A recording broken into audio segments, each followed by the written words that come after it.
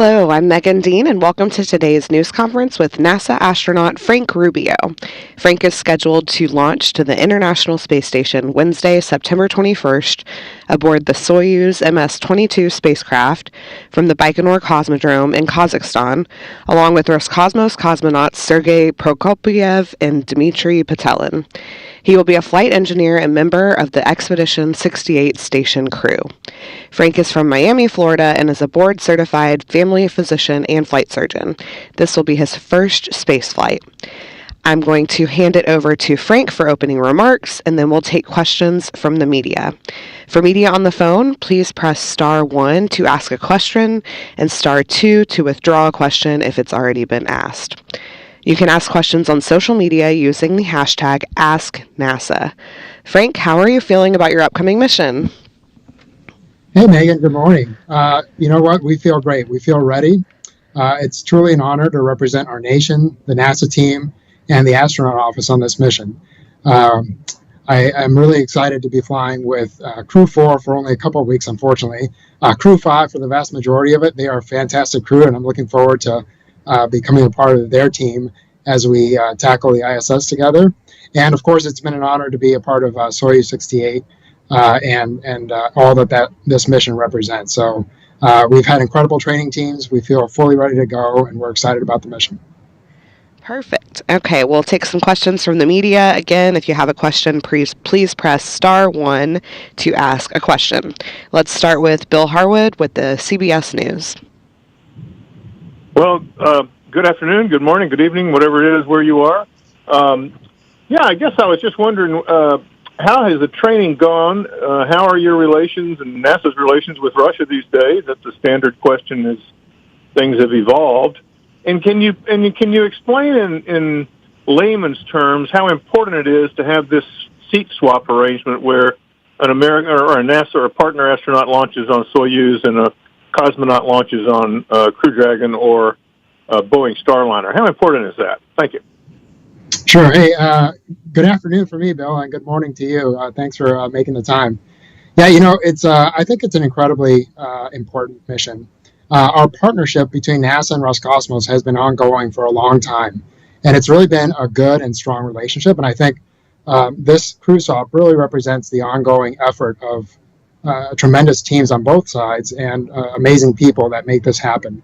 I think it's important when we're at moments of possible tension elsewhere, that human spaceflight and exploration, something that we're both agencies are incredibly passionate about, that remains a form of diplomacy and partnership where we can find common ground and keep achieving great things together. I think it's been an ongoing relationship for many, many years, and we hope to keep it going for many more. All right, we'll take a question from Marvin Marshall with the Nighttime News Space Report.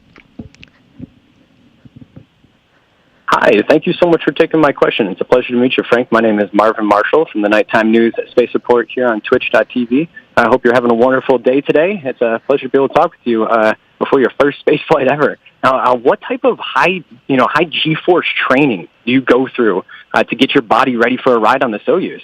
Thank you. Hey, Marvin. Yeah, it's great to meet you also. It is, again, just incredible the opportunities we have in this program and the training we get.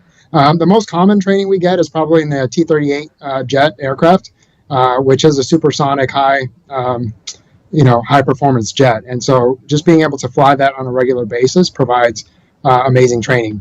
We also conduct training in American and actually, because I'm assigned to the Soyuz, I've had a chance to train in Russian centrifuges. And those obviously provide probably the most realistic training in the sense that they can dial it down to exactly the type of forces that you'll be feeling during your mission profile. And you just kind of go through the entire profile, and it creates a level of comfort that's great having that before we go into our mission. All right, we'll take a question from Mark Carreau with Aviation Week and Space Technology. Good morning, and thank you very much.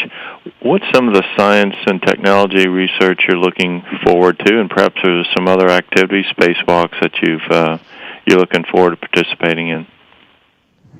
Yeah, good morning. Again, I think we're all super excited about the entire mission. We've spent a ton of time training for EVAs or spacewalks. So I think all of us are excited to hopefully participate in those. There's some really neat biological experiments that I look forward to, obviously, because of my background.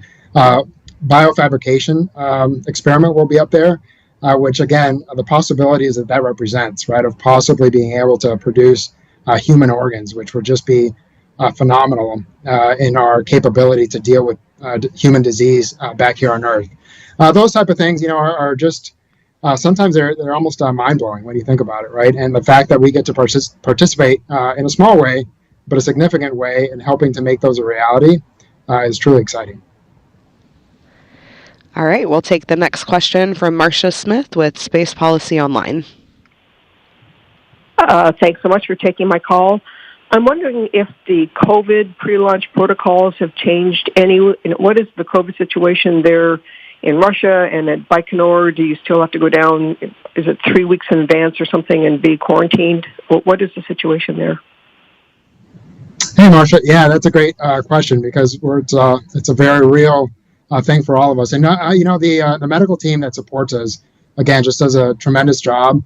They've kept amazing protocols in place that keep us all healthy. And yes, we were going to quarantine. That actually hasn't changed much. We've always had a quarantine period because we want to keep the ISS as safe as possible. And so we'll enter that quarantine period as per normal protocol. And I think we all feel really great about the team that's supporting us and the fact that they're going to keep us safe, keep the crew on station safe, and safely return us to Earth.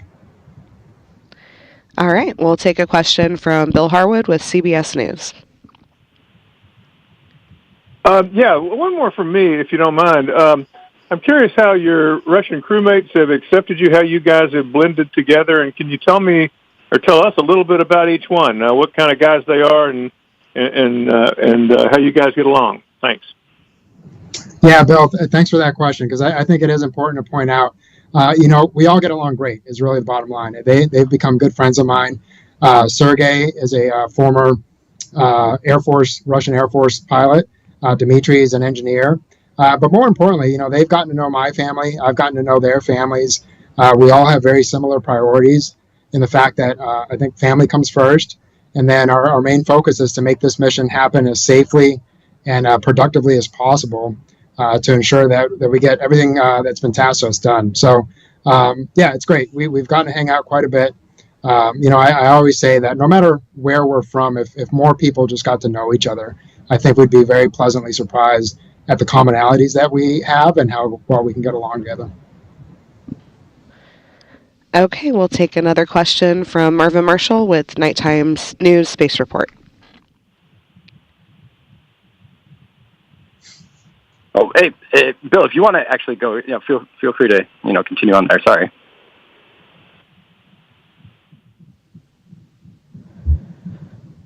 Hey, Megan, look at the Q&A tab. Oh, okay. I'll carry on. Sorry about that. I think, Marvin, did you have a question? Switch. We appreciate you, taking another question. What are some of the, food items or meals that you have chosen to, eat before launch, and then, if you had the opportunity to bring up with you? Thank you. Yeah. Hey, Marvin. Again, that's a question that hits really close to home. We will get a chance to pick kind of our menu once we're down in Baikonur Cosmodrome. We haven't done that yet, so I actually don't know what I will be selecting. But I'm excited at the fact that we get some really nice meals down there. As far as on station, a lot of my meals will actually be part of an experiment where we're looking at, hey, how does a healthier diet affect your performance in space? And so to that degree, I don't get to choose quite as many things as we normally might, but it actually has some really great food, lots of omega-3s, lots of foods that are high in vitamin. And so I'm excited about being part of that experiment. I'm excited about the food that we'll eat up there. The good thing about being an Army astronaut is that I'm used to eating, MREs quite a bit from being out in the field. And so I think that's prepared me well for my 6 months on station. Absolutely. All right, let's take a question from Jeff Faust with Space News. Hello. I know that this particular flight required getting the integrated crew agreement signed, which only took place a little over a month ago. I'm curious, during your training, were you following that? Was there any sort of nervousness about whether that agreement would be completed in time to allow you to fly in September? Thanks. Yeah, hey, Jeff. We definitely were following it, obviously, because it affected us directly. I don't know that I was ever nervous about it. I had confidence in the team that it would happen. But at the same time, there was a confidence of knowing that, hey, if it happened, we would be ready. If it didn't, there was going to be other opportunities. And obviously, I'm incredibly excited about the fact that it did happen. But yeah, no nervousness about it. All right, we'll go over to a question from social media. If you have a question on social media, you can ask using hashtag AskNASA. So for Mark on Twitter, what do the final weeks look like leading up to your launch? Yeah, Mark, it's really busy. Here in Russia, we'll spend the last couple of weeks doing simulations, primarily in the Soyuz, but also on the Russian segment of the International Space Station. And then we'll have final exams on that. And those are all-day events where you take kind of a day full of normal things and also possible emergencies that could happen, and just make sure that our training is ready to go. Once we pass those, we'll head down to Baikonur, and we'll continue to train for our mission, and then just transition to quarantine and just kind of spend more time as a crew together, continue to bond. And hopefully get to see our families a lot, during the last week or so. Unfortunately, during quarantine, that can be limited exposure to family, but we will get to hopefully see them. And then we launch. So it is super busy, actually, so busy that in a good way, it kind of keeps you from focusing too much on anything but the training and the things you need to do. All right, a couple more questions on the phone. Marcia Smith with Space Policy Online. Thanks for letting me ask a second question. So today, of course, is the flight readiness review for the Artemis 1 mission, and if all goes according to plan, it's going to launch next Monday. Where will you be? I presume you're going to be watching it. Will you still be there in Star City, or will you be down at Baikonur by then? And is there going to be a watch party? Are your cosmonaut colleagues excited about this too? Yeah, Marcia, I think we all are, right? At our core, we're all space explorers primarily. And I think this kind of thing just, if it doesn't get you excited, I don't know what does. But I don't know that we will have a launch party. Like I said, unfortunately, for me, next week is finals week. And so we'll be pretty deep into our preparation for that. And I say unfortunate only in the sense of, I would love to watch the launch. If I don't get to watch it live, I will for sure watch a recording of it as soon as possible after our training's completed for that day. But yeah, no, I'm excited to see it. I think my crewmates are equally as excited for watching it and for the NASA team and everything that it represents. All right, yeah, we're all excited for that launch. We'll take another question from Marvin Marshall with Nighttime News Space Report. Hi, thank you again for taking another question here. My name is Marvin Marshall from the Nighttime News Space Report. Now, what was one of the hardest, things that you had to go through and that you were able to overcome during training to become an astronaut? And again, it has been a pleasure speaking with you today, and wish you best of luck on your flight up. And we look forward to seeing you up there. And thank you again for your service and everything. You have a great rest of your day, Frank. Thanks, Marvin. I really appreciate that. Yeah, so I think for a lot of astronauts, probably the toughest thing is just the separation, right? So the separation from my wife and my 4 kids, that's been a challenge. But I've got an incredible family, and they've all stepped up to the plate and really made this as easy as possible for me. So it's been a challenge, but we've all kind of gone at it with a positive attitude and try to just embrace what it represents. Other than that, physically, as far as the actual training that we do, I think the water survival training that we did here in Russia, where they essentially place you in a Soyuz and you practice getting out of the capsule in case of an emergency water landing, that was a pretty challenging event. It was a lot of fun, but there was a lot of sweat in that in that survival suit. But we got through it. We passed it with flying colors, and it was a lot of fun. All right. A question from Jennifer Marshall with Orlando Sentinel. Hi, thank you so much for taking my call. Frank, it's very nice to talk to you again. I was pitching this morning to my editors, and I was like, we spoke to him a couple of months ago, and I just realized it was back in 2020. So time flies.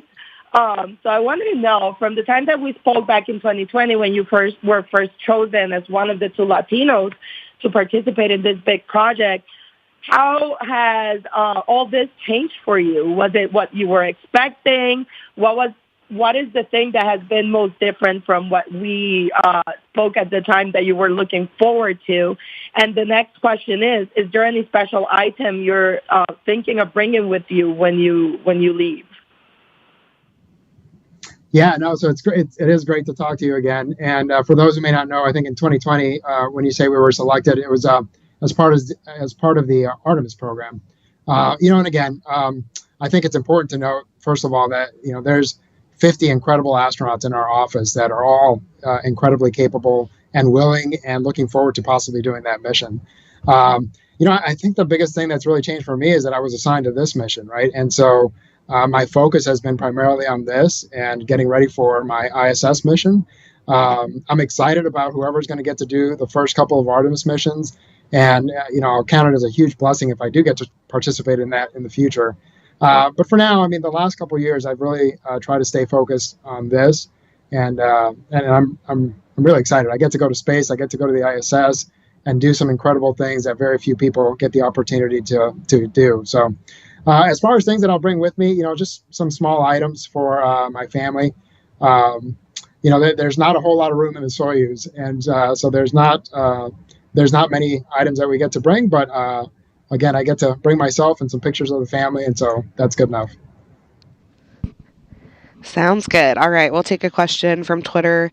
Will you take part in a spacewalk during your mission on the space station? We don't know yet. Hopefully, like I said, I will, but there are 4 incredibly talented crew members on the USOS side who are all fully trained for spacewalks. And again, I think we'll all be excited for each other, regardless of who's doing what, and we'll all do our best to support each other and make sure that we have success in everything we do up there. Perfect. All right. And a final question for you. How are you feeling? You've been training for a couple of years as an astronaut, and then now for this mission. How does it feel to finally be so close to your first launch to space? And also, what are you looking forward to most, maybe besides the work and the science that you're going to be doing on board Space Station?